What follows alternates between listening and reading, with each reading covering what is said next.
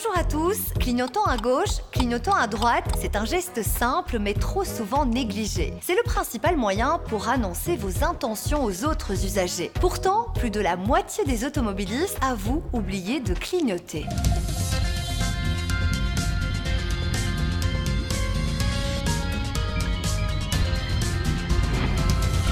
C'est un outil essentiel à la sécurité de tous, mais l'oubli du clignotant est bien trop fréquent. Il figure d'ailleurs dans le top 3 des incivilités en Belgique. Trop souvent jugé comme une option par les automobilistes, il s'agit pourtant bien d'une obligation.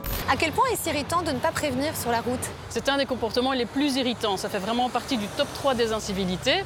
Nous, on reçoit beaucoup de messages à ce sujet. Ici, par exemple, dans un rond-point, on a 6 personnes sur 10 qui n'utilisent pas leur clignotant pour indiquer par où elles vont. Donc, en termes de fluidité, c'est un problème.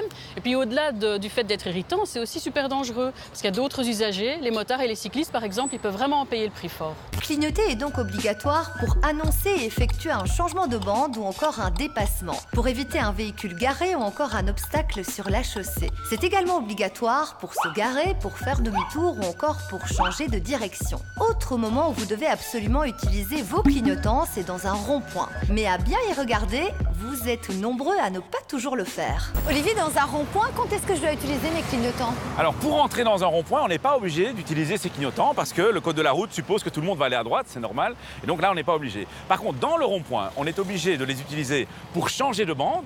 Évidemment, il faut même les mettre quelques secondes avant pour annoncer son changement de bande.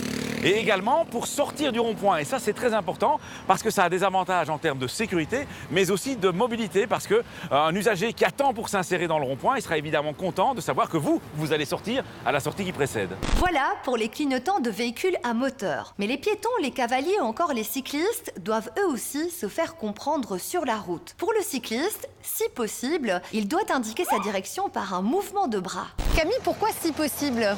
Eh bien, parce que si vous êtes cycliste dans certaines situations, comme une descente importante, des rails de tram, des pavés, vous préférez peut-être garder vos deux mains sur le guidon.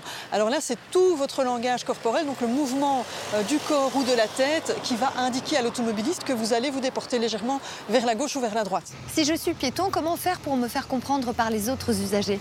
Manifestez par exemple votre intention de traverser en vous plaçant bien devant le passage piéton, donc évitez de traverser en diagonale, et puis surtout capter le regard de l'automobiliste pour inciter celui-ci à s'arrêter et à vous laisser votre priorité. Vous l'avez vu dans cette émission, clignoter vous permet d'annoncer vos intentions. Clignoter, c'est communiquer avec les autres usagers. Pensez-y dès que vous souhaitez changer de bande, dépasser, stationner ou encore faire demi-tour. Pour les cyclistes, c'est le bras qui sert de clignotant. À la semaine prochaine et d'ici là, bonne route!